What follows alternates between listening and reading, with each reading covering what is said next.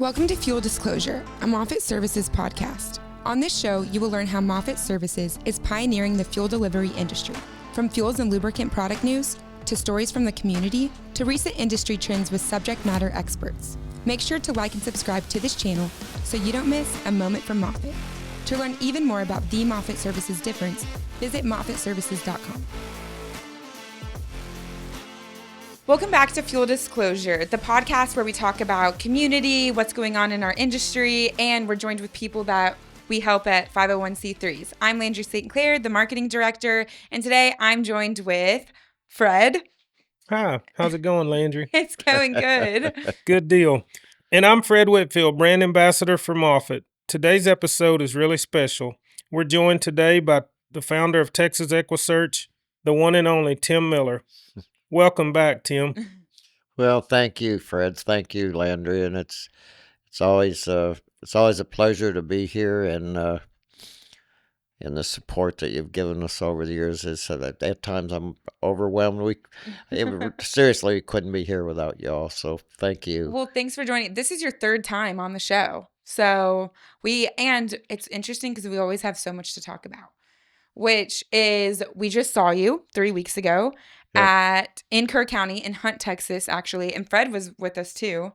That was insane to see. Honestly, I think that's the first time I've seen your organization deployed and in action. So it was really special and really amazing to see all of you guys coming together.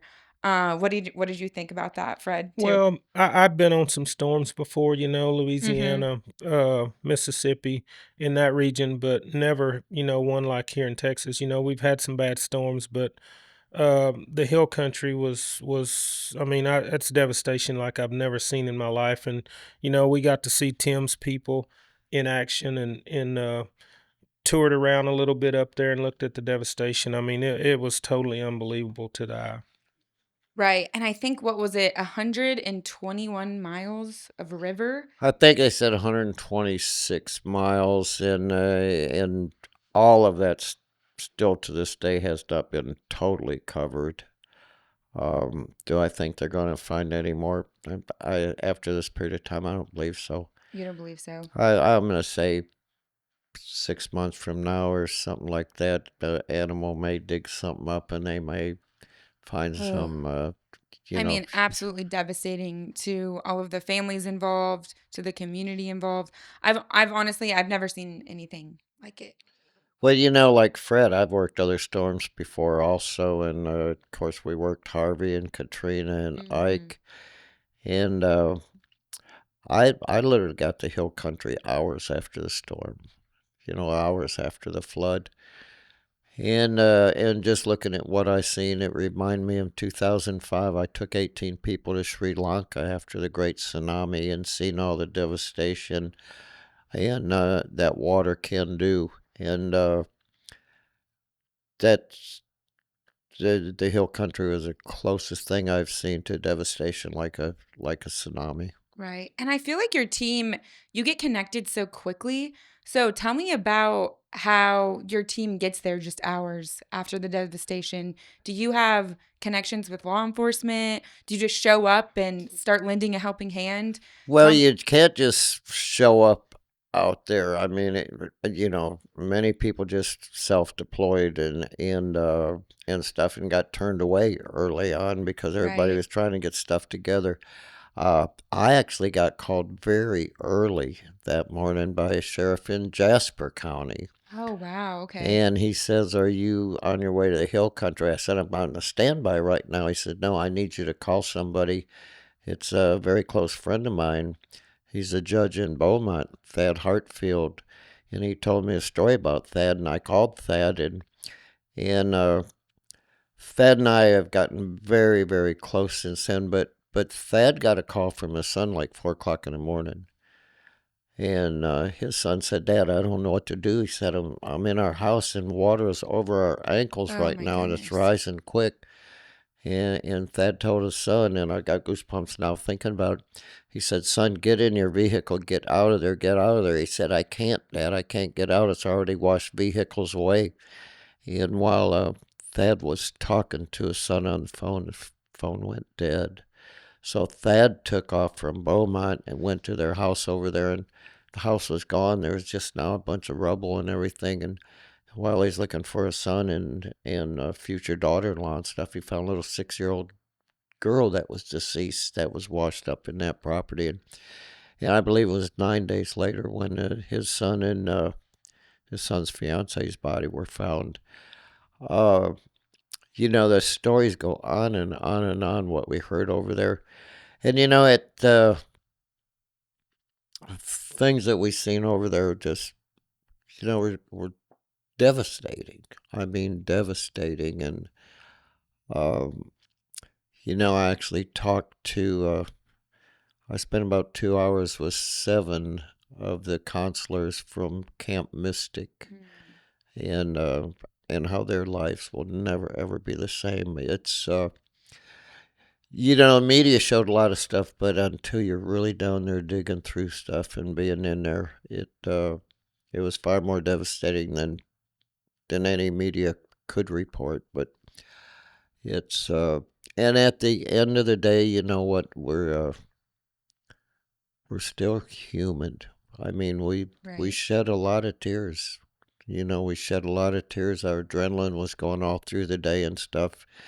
And then at night thinking back and planning for the next day. But it hit me when I got home. After 14 days when I got home and then started really reflecting on everything that went on, it was like, there had to be some decompression. And still just talking about it now is, I still get choked up. And next week I'm actually going to Beaumont and spending time with Thad Whitfield and stuff. He called me the other day. And so you know what, these families we work with that we never knew before always become family to us. And through it all, I can say this: I've met the most wonderful people in the world. Right. And I'd like to add just something. That's a bonus. I mean, you make lifelong friends, but due to the circumstances, man, like we flew over there and we were there probably 10, 12 days after, the first sign of devastation over there. And I can only imagine. I mean, I seen your people in action and y'all were working. It was hot. They had water and stuff piled up there for y'all. And there was people going back and forth across the river. And I think they actually found a body while we were there, just Right, down from where you guys' right. camp was. 19-year-old girl. Yeah. Yeah. And for me, honestly, I've never been an emotional person. I was on the harder side because I competed in a single event and I was my own guy and all of that stuff. But man, to go and look at that devastation and stuff like that, it shows a different side of a person. And I I just don't know how that you get up every day when your phone rings, when some little girl's missing, somebody's been missing for 30 years. And I've watched it from a distance because I know how close you and Roy are. And so Roy would always tell me, Tim's doing this, Tim's doing that, Tim's looking for somebody in BFE. You know what I mean? And so I got to follow you from a distance through Roy, and now to actually go to a site and watch the way you guys work. What keeps you going? Oh, again, several years ago when Laura disappeared, my own daughter, Right. and we could get no help at all, and police said she was a runaway, and 17 months later, her body being found. I remember every minute of that 17 months when somebody knocked on my door, pull on my driveway, I'd literally get heart palpitations. Thinking it might be And her when coming home. after Laura's body was found, I remember taking that small sigh of relief. Now at least I know. At least I know. I'd walk up to that cross I made for Laura. And I did that several times. I said, Laura, please don't hate your daddy. I can't come out here anymore. Right. I have to say goodbye. I have to put my life back together. And literally, I'd be walking away, hear this little voice say, Dad, don't quit. Please don't quit. And I'd say, damn you, Lord, what do you want me to do? What do you want me to do? So, you know, again, I remember every minute of that 17 months, and I made a promise to God and Lord I'd never leave a family alone if there's anything I could ever do. And still didn't know what to do. Right. Like you, I had horses, and we started the mountain search and recovery, and it started out bigger than I thought. And then when now of course, we still use horses occasionally, and ATVs and foot searchers and ground penetration unit. I found a lady last year, missing 25 years. I found her in 4 minutes with ground penetration unit. Our drone airplanes, our dogs and stuff. And, we've generated so many resources over 25 years and literally have more resources than most law enforcement agencies. Yes, sir. And we've never asked a family for a nickel. Right. With the technology and stuff, the advances in technology now, it makes it a little bit easier, but it doesn't make it any better. No, I mean, it makes that part of the search efforts easier, Right. but it does make that part of the emotional, Exactly. The Exactly. emotional the part. human side any Yes, sir. easier. It still takes its toll. It still takes its toll. And again, being out there in the hill country, it showed us all that we're still human. I mean, Without a doubt. many of us at night held each other and cried. And again, I'm choked up now. And then next day get up and go Start back. all over again. It's something we never want to do again. But you know what? It also showed me none of us are exempt from anything in this world today. No, Right. sir. No. And what about your team? So who are these volunteers? Are they the same people that have come search after search? Did people reach out to you directly in the area? We had many of our members come out there. Okay. One of the problems that we faced is there was no housing. You couldn't find any place to put them and everything. So, and then we had many volunteers that showed up. Our members are great people. They are. But if you haven't been on several cases and stuff, I was not willing to put some new members or that have not ever been exposed to something like this into a situation like that, because I didn't think that physically or emotionally that they could go ahead and deal with what was ahead of them. So, we used many, many volunteers that showed up and many of our own members. But it was one of them things you kind of got to look at who you put out there before you put out with what, we had some people we had to send off because emotionally they Too they much. they had them they had meltdowns. They had meltdowns and so and I just wonder with all the volunteers and members we had out there, what their emotional status is now after coming back and decompressing and how are they really doing? I don't know.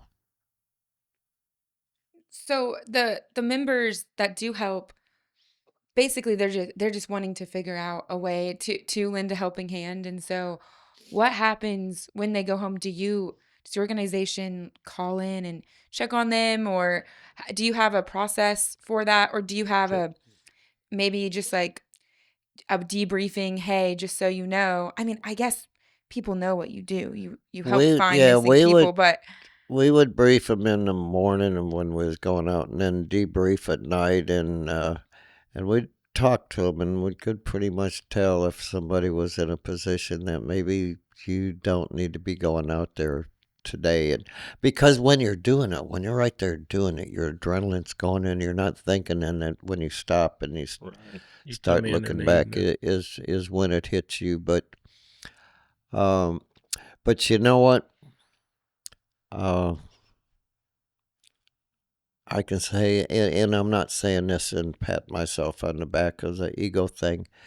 It was a blessing to kind of make a difference in somebody else's that was going through the worst time of their life. I'm glad we were capable of doing it.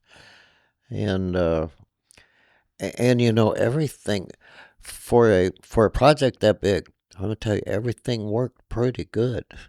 Was getting all the equipment organized, and you guys took so much weight off of us because we'd call and need fuel. You were there in 30 minutes. I mean, Right. and so in all the different equipment and organizing and stuff, it really went smoother than I anticipated it would go. But you know what? I think, and somebody told me right when I started EquuSearch, if you do the right things for the right reasons, you'll get the right results. So I think 95% of the people that were there helping were there for the right reasons, and that's why it went as smooth as it did, considering how big of a project that was.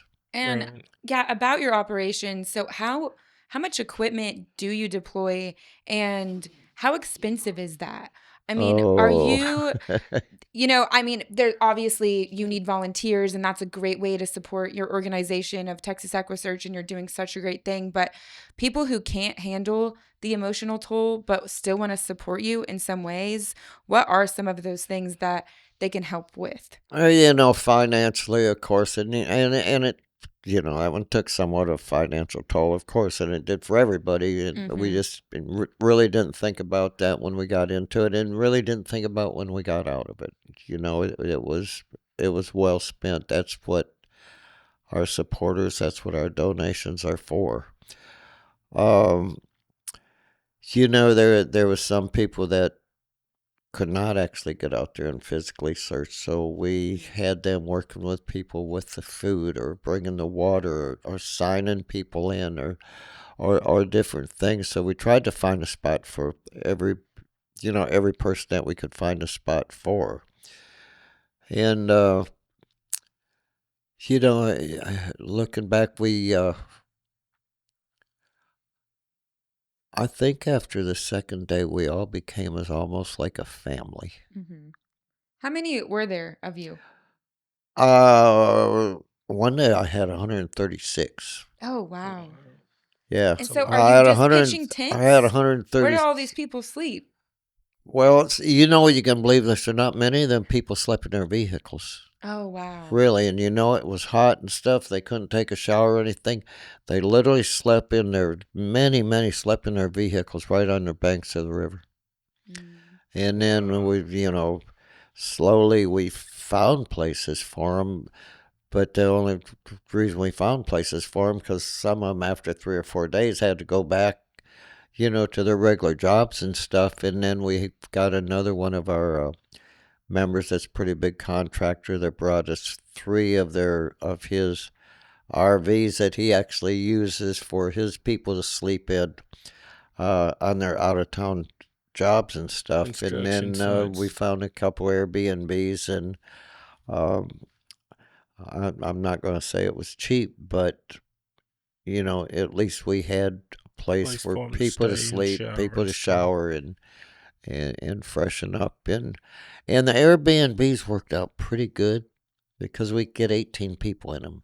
So it was more like a bonding with all the people too at night, talking over what they did, what they was going to do, and really getting to know each other.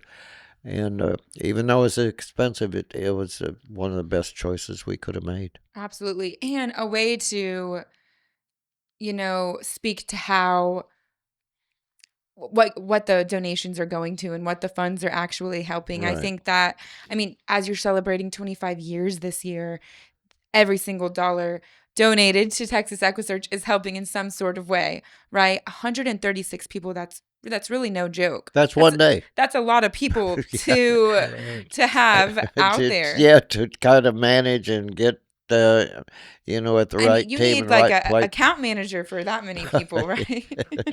You go here. But seriously, I didn't realize that that's how many people came out. Yeah, so Is that typical with your searches? it depends on the search. When there's a child that's missing, it really brings a lot of people out. it all depends on the location and the circumstances, you know, on the missing person. But with something as big as that, you know, everybody wanted to be involved. Wow. Okay. So, what are some of the misconceptions people often have when they hear first about what you do?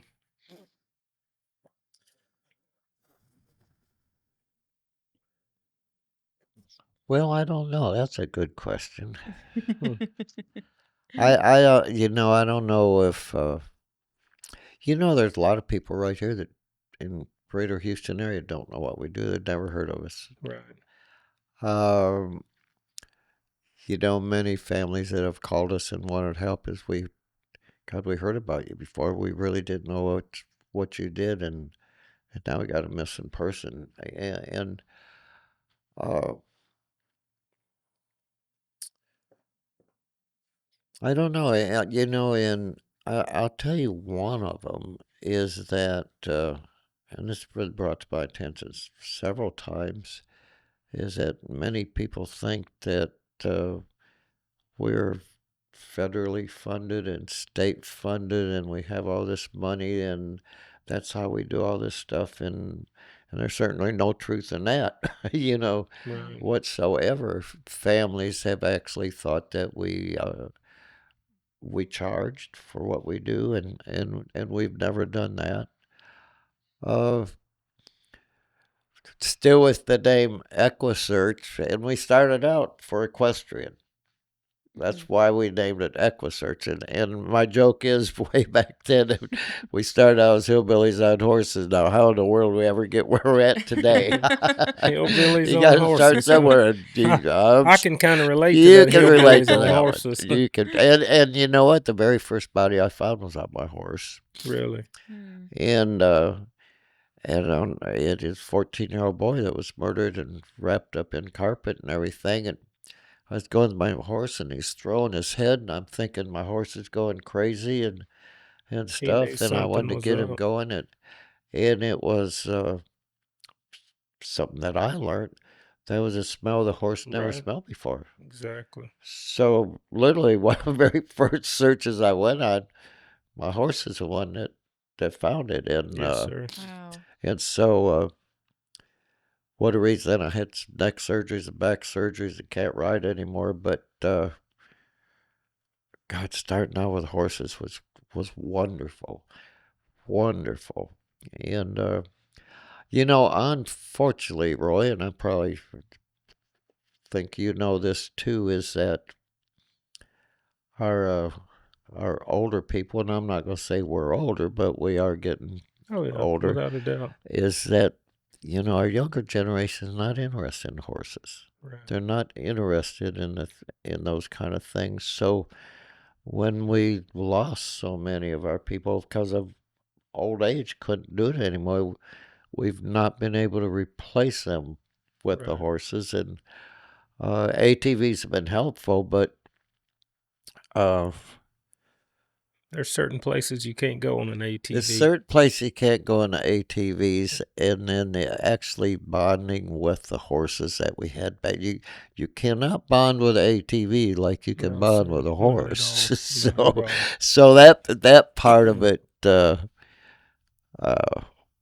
we could never replace what we did, you know, strictly with horses. But you know, we've moved on, and again, now we got so many resources that every resource we got one way or another at one time or another has been successful Right. for Very locating that valuable to missing what you person. guys do. And we got a lot of resources, but then you got to store them, you got to insure them, you got to, you know, it's in fact we've grown bigger than I wish we would have grown, because it's unfortunately turned into like a business. Right. And I never wanted this to be a business, but unfortunately it's gotten there to a certain extent, and I try to keep the business end of it as far away as I can. But you know, when you get this big, then there has to be business that goes Right. along with There it. has to be So that business. certainly wasn't the intentions getting into it. Yes, sir. But no more horses. Now we had horses in the hill country that came and volunteered with us and everything, Oh, and we okay. had place for them to go. No, we did it. Unfortunately, I'm not going to say quite a few. Several horses did get hurt and things they stepped on, and this, that, and the other. We did a big search in Alabama. We had a lot of horses there. There's times when we still reach out to the public and get them out there on horseback. That's good. It's the name, right? So 25 years of still using horses. Yep. Awesome. Um, there's a lot of search and rescue teams, like you said, throughout the nation. But how do you think that Texas EquuSearch is different, and what sets your team apart? I think what sets us apart is that, yeah, there are a lot of search and rescue teams out there, and they go through all the different training, get all the different certificates and everything. Which we do a lot of training and stuff. I'm not going to say we have nearly all the certificates and stuff that many of these have. Mm-hmm. I think that sets us different is that I've experienced and know what it's like to have a missing loved one. Mm. Several of our members actually had a missing loved one, and we searched for their missing loved one, and they became a part of the organization. So I think when you have members that actually know what these families are going through, it makes a difference. Also when Laura disappeared, and I don't want to get into that subject too long, by no means, but and I reported her missing. The police said she was a runaway, and I'll never forget saying, listen, a few months back you found a body of a young girl somewhere off of Calder. Lake City's a small town. Would you please tell me where that area is at? Please search it. And they literally rolled their eyes at me and said, well, that girl worked at a bar. They took her out after the bar closed to have sex. She didn't give up sex. Murder threw her out. Insulated incident. That property is now private property. It's all fenced in. Go home, wait by your phone. Well, the property's never been fenced in. Laura's body was literally found where I asked him to look in the very beginning. So when I look back, and I beat myself up pretty good. I felt like I was the worst father in the world after Laura's body was found. What I did not do for my own daughter has kind of taught me what to do with these other families. Mm. And I still look back and say, if I'd have done this different, I would have found her. She would have been deceased. But you know what? There's some other girls that may still be alive today because of it. So we can go on that one forever. But what I did not do is what I learned what to do, if that makes any sense. Yes, It it does. definitely does. Makes sense.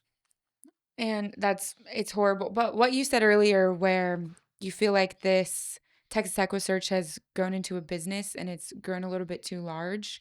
But I almost think that there's an upside to that because, like you said, most of your volunteers are people with personal connections. I feel like now, or have had a loved one go missing or someone close to them go missing, but now you have this network of people and so much knowledge on how their story can help you with other stories. So I think there's also something so beautiful to that too, because you might have learned something different, that this other parent might have learned something different, and you can use that to your knowledge and kind of create a database to help others nationwide. What we do is kind of special. Mm-hmm. Well, it is special. Right. And to really know how to do it, to really know how to handle the families, to handle the members and the volunteers, to work with law enforcement and everything, which when I first started EquuSearch, we kind of got laughed at by some law enforcement agencies, and they wouldn't use us and everything. So it's now we get called by law enforcement all over the country, and the FBI and the Texas Rangers and stuff. But it took a long time to build up to that. And so to learn how to do that and do it properly, because that's been one of the difficult tasks. And at my age, I was hoping that we could get some other people in there could do that a little bit different. I'm not going to say that nobody could ever take my place, but it's going to be hard for them to do that. And again, you can't just put anybody in there. Right. It takes a special person. And it only takes one of them bad choices to make out there to ruin all the good things that we've done over the years. And you know, I never want the name EquuSearch to be destroyed, or, you know, I want that to be a legacy, and I want that name to carry on. But it's got to be the right piece of people to carry it on, and I don't know who that is just yet. I don't know who that is, and so if I live till December, I'll be 79 years old, but I'm not close to quitting yet, and but I just want to make sure that day that I say I can't do this anymore, God decides He wants to take me home, that this can live on. And that's been a big concern of mine here. That I didn't think I'd ever get this old. You never thought you'd get this old either. Well, heck no, I We did never not. thought we had to think about what we going to do. And again, I really want this name to carry on and long after I'm gone. Right. I mean, it's totally possible, Tim. I mean, look at the network that you've helped people nationwide. In how many states do you think? 43 states and 11 different countries. How many searches do you think you've? We've been involved in over 2,600 Wow. cases. And That's a lot. and again, met some most wonderful people in the world. I hope I'm not speaking out of turn, but I've got a really good friend, and I think you know who he is. I think Texas EquuSearch is going to be all right, and God forbid something happened to you, sir. I mean, Moffitt loves you, Roy loves you, Rusty loves you, and then we've got the younger generation over here that's helping us take this thing to the next level. So we're going to be behind you 100%, without a doubt. Well, and again, it's the all I had is an idea way back then when I started this and really didn't know what I was doing, and I saw the wonderful people that have worked with me. You know, I've shared this before. That is that, in fact, I was talking to Thad Hartfield that, you know, lost his son, and because now he said, you know, I want to be more involved with your organization, seeing what you did for me, and he said I can't let my son's death be in vain, and stuff, and um, and I was sharing with him that how many funerals I went to for parents that have lost their children and literally died of alcoholism, drug addiction, uh, suicide, or literally way before their time of a broken heart. And I think that God just put me in the right spot at the right time. I could have been one of them people, and I was close. I'm telling you, I was close. And so when I started EquuSearch, it didn't just help people out there. That was my whole deal, of helping other people. But you know what it's done for me and my own healing and everything?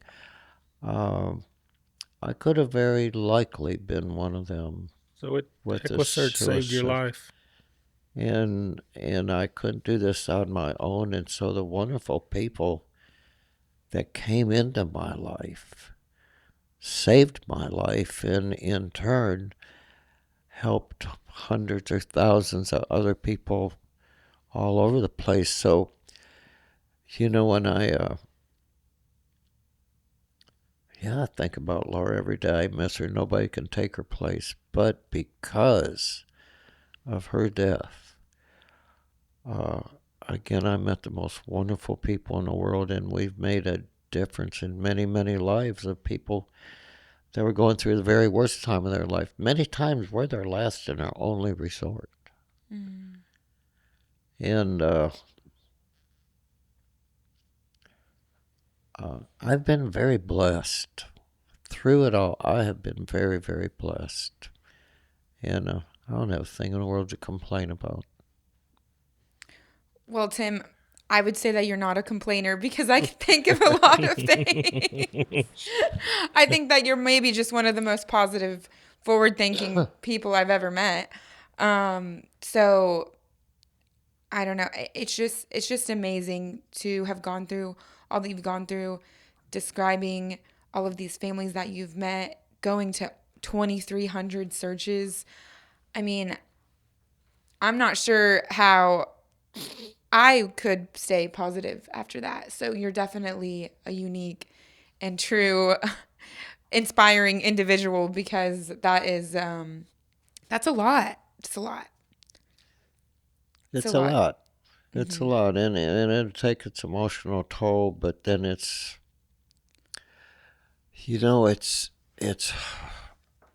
heartbreaking, but it's heartwarming also. If that makes any sense. Yes. You know what when we're helping them families and we find their missing loved one, majority of the time it's not found alive. Many, many we found alive. Many. Uh, so it's heartbreaking finding them, but it's heartwarming because there's one thing worse than having a murdered child or a murdered loved one. And that is knowing they're deceased out there somewhere and never being able to say goodbye. Right. And I was blessed when Laura was found. I was able to go through and still go through that long, painful, grieving process. But at least I've got a little headstone. I can go put flowers and and have an opportunity uh, to put my life back together as well as possible. Where these families that theirs are still missing. Right. I mean, like Natalie Holloway. I went to Reuben 9 times on Natalie's case. I became so very close to Beth and Dave Holloway, and um, Beth is actually going to be at our 25th fundraiser and sharing Wow. the experience of everything that we did for her. And You went to Aruba 9 times? 9 times. I Wow. actually went to Birmingham, Alabama last year when they brought Urine Vandersloot to Birmingham to stand trial on them extortion charges. Beth this is her last year of teaching. Now she wants to be more involved, and we're actually putting her on the board of directors with EquuSearch. So it's another family, another person that we never knew in our life till we looked for her daughter, and now is stepping up the plate. And Beth has helped us before on several searches in Alabama, Mississippi area, and so she's big.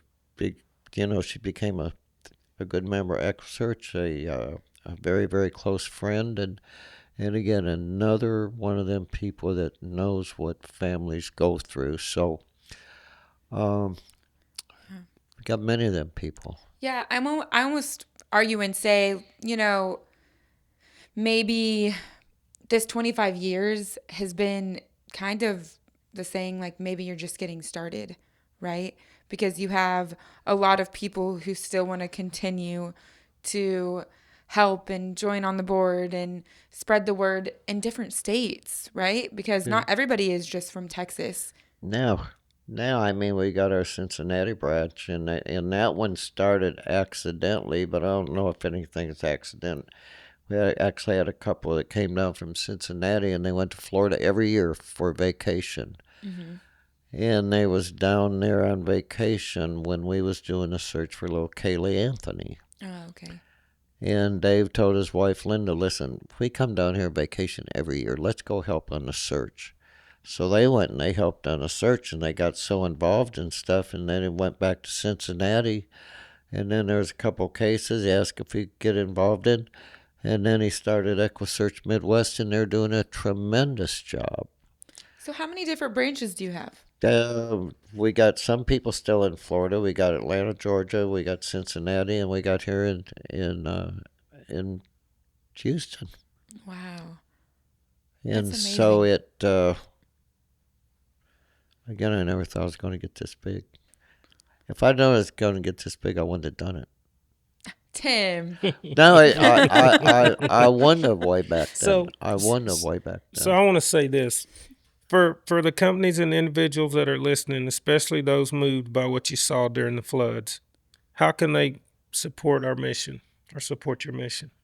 You know what? We don't ask for anything very much. I always said, you know what? We're in a giving in. We're not beggars. We've really struggled to put on our own fundraiser. And what Moffitt's done for us, oh my God, I can't. And when I say this, I mean it. We would not be here if it wasn't for y'all. And that relationship I've had was with Roy for many, many, many years, and Steve Skidmore, and now Rusty, and y'all. It's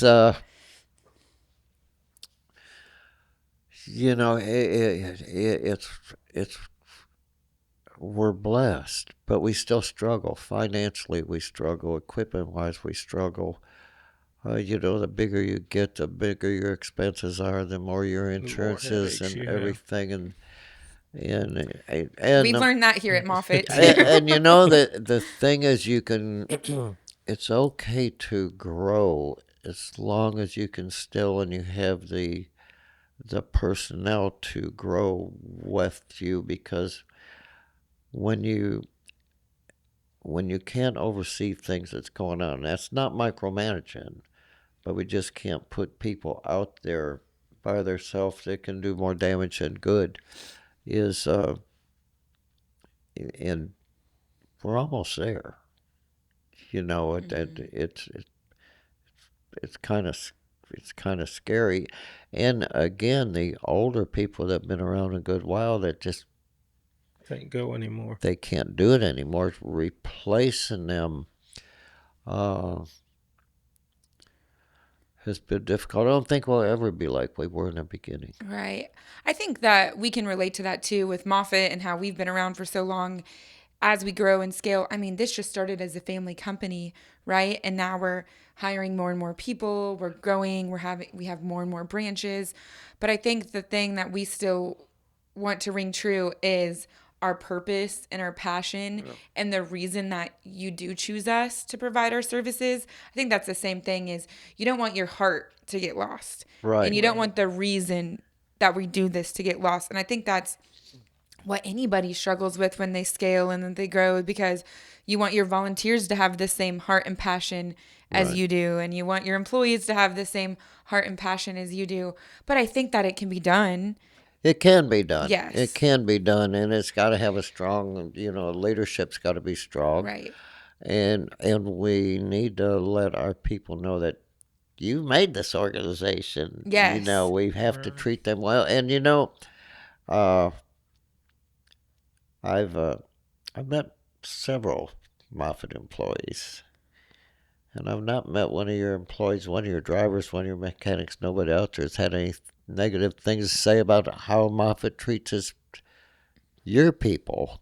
And again, to have the success that y'all have and going on for generation after generation, and still growing and stuff, says something about the Moffitt family. And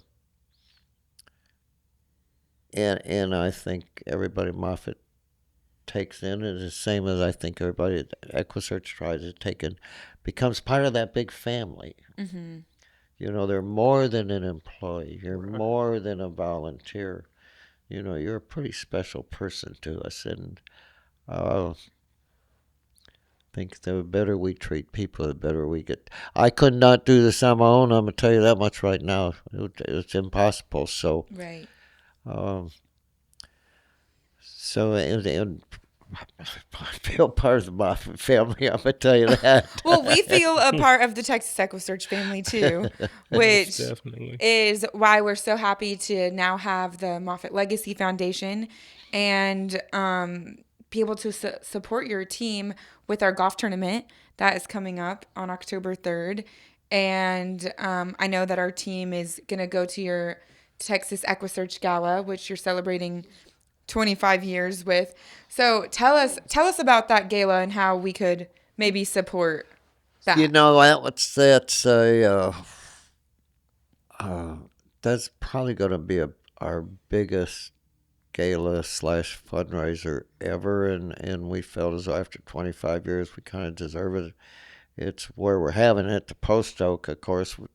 We're doing it there to generate more of the upper class Houston people. How do I say that right word?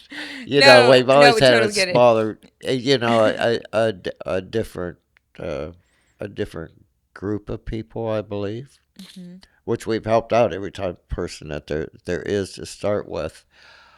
Um, and right now, I think we can all share this. I can for sure. I'm not real sure where economy's going to go. I think we're all kind of leery what direction things are going to go. And I know one thing, no matter what direction the economy goes, we're still going to get the same amount of calls. Even if economy gets worse, we even get more calls. So I can say this, I am fearing the future financially. I'm not losing any sleep over it yet, but I'm certainly concerned about what our financial future brings. So buy a table at the gala, please. Yes, yes, yes. And What? code number one, we're putting a lot of money into it. Right. And What's your capacity at now? And how many more tables do you need to set up? I want to get 600 people there. I think we're halfway there right now, and it's in November. Which everybody's nervous. We got to sell more tables and stuff, and uh, I know trying to sell tables and do stuff 6 months in advance is a little bit early. People really don't know what they're going to do, but now it's down to, well, when you're not searching for people out there, you better get out there selling tables and get people to this gala because Right. we need it. So uh, it's Andre Johnson's going to be there. Roger Clemens going to be there. Dan Pastorini, and of course we're honoring Sheriff Ed Gonzalez. We do lots and lots of stuff with the sheriff. He's also became a very close friend of mine, Oh, good. and so And Roy Moffitt's getting recognized. Roy Moffitt's getting recognized too. And you know what? Roy's so humble and laid back, and Roy's never done anything for recognition, and so he's a funny guy. I got a lot of stories about Roy and me, and incredible man, incredible. I think it'll be a great night, Tim. I don't think we'll have any problem selling out all the tables. I'm not going to sit here and tell you that I'm going to buy the last 10, but I'll dang sure help you get them sold. And we're looking forward to that night. And folks, if you want to come out and support Texas EquuSearch, this is a great way to do it. Yes. Well, and again, I'm going to tell you one thing that really touched my heart, meant really a lot to me during and it was the perfect timing. If you want to know the truth, is when we was in the hill country, and you all showed up down there when we was searching, and it kind of gave a new spark and something to what we were doing, and it. The message that sent me when y'all showed up and we was down there on the river, that You people are more than business. You people got hearts too. And we said, in fact, I'm a little bit choked up over it now. It really was.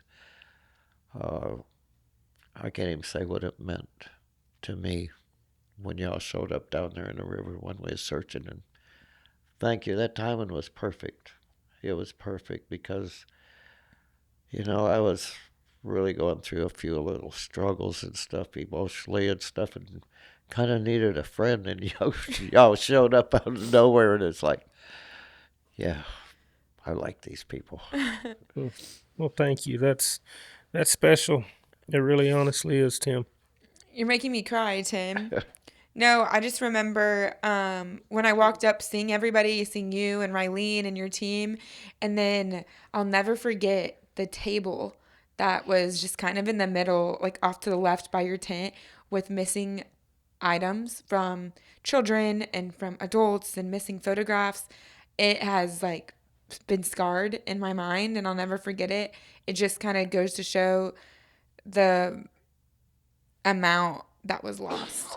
Not only just the amount of lives, which is absolutely devastating, but I mean, these people, they lost everything. And it was just, also, you don't just help search and recover for people, but you were helping get items and missing things back to loved ones who did lose that person, which I thought was another really special element to your search. We really stressed with our people, if you find anything at all, let's keep it, because there might be a family member out there that wants it back. Mm-hmm. And we found a lot.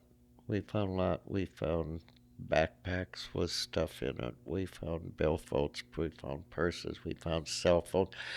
We found an Apple Watch, and I believe that was on the 10th day that was still working. Wow. Shout out to It, Apple yeah, for their product. if you can believe it or Wow. not, an Apple Watch that was still working.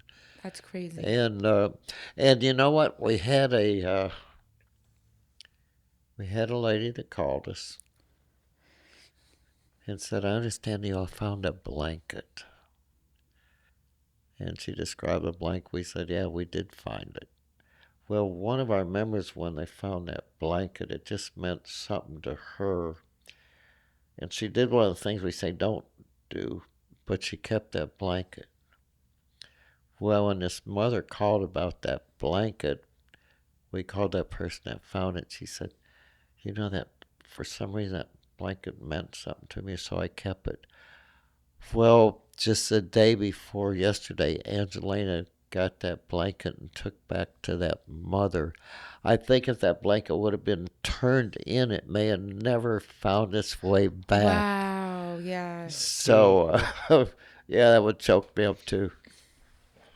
It's just amazing what you do, Tim. And I hope that this podcast today and all the questions, and thank you for sharing. I know that it's tough and it can be an emotional burden on you and your heart, but it really speaks true to the people that we're trying to reach and get you more support and more tables sold and more people involved with helping your organization, because after 25 years you are really just getting started and we want to see this organization live on for a lifetime. Well, and you know what? And again, to how I shared earlier, it shows us that none of us are exempt for anything, and I think that we are building this family up even bigger and bigger, and we're right here in the Gulf Coast of Texas, and where we're at down here in South. And not only we're going to be working again together in some hurricane stuff, some other disaster stuff, Absolutely. and so the more resources we get, the more we're able to continue taking care of those that can't take care of themselves during these national disasters and stuff. And so the last time we seen each other on any type of disaster was not in the hill country. I can guarantee you there's going to be more of them, and thank God that He has put all of us Right. Right. Brought us together together in for a this reason. life, and aren't we all blessed? Yes, Yes, sir. I truly believe that because, why do anything in your life if it doesn't have purpose or if it isn't for the greater good? And so I just know like Moffitt is grateful that we can support you, and we're grateful to show up that day and see your team in action. And it's truly amazing and inspiring. And even our people that we work with, our vendors and customers, wanted to support your mission. So it was really beautiful to see that, and for people to just, give more to your organization, because it truly is all for good. And you can see that, and you can hear that, and you believe it when you get to know you and anyone who works on your team. So God bless you. It's been a pleasure for sure. Most definitely. Thanks for sitting down with us today. Well, we thoroughly thank you enjoyed all. Thank you all. And like I tell everybody that don't thank me, thank Laura. If she was still alive, I sure wouldn't be doing this. But God had different plans for Tim Miller than he had. And it's okay today. It's okay. Well, thank you, Tim. And thanks for coming to sit down with us. Your story is beautiful. And now let's continue making Texas EquuSearch known, and let's raise some money, and let's get these tables sold, and also support our golf tournament. Let's go play golf, and let's go play golf, and then let's go hang out at the Post Oak and sell tables and hear some wonderful stories and and get more support, because the last call to EquuSearch has not came in. There's a lot of stuff ahead of us, and I want to be able to keep that promise I made to God and Laura of never leaving a family alone. And so we can't do it by ourselves, and we can't do it without you people and other support. So don't let me break that promise. We won't. Lost is not alone, and we're in this together. We're in this together. I love it. I love it too. Well, thank you, Tim. Thank Thanks. you. Thank y'all. Thank y'all. Perfect. And we'll make sure to put the links below with TexasEquuSearch.org and Moffitt Legacy Foundation.org, so you can purchase a table or join us at our golf tournament. And thank you. And that has concluded today's episode of Fuel Disclosure. Thanks for tuning in to another episode of Fuel Disclosure, a Moffitt Services podcast. We hope you enjoyed today's episode. Please be sure to like and subscribe to this channel so you don't miss a moment from Moffitt. And if you're ready to take your business to the next level with a team that delivers industry-leading service and no downtime, visit us at MoffittServices.com.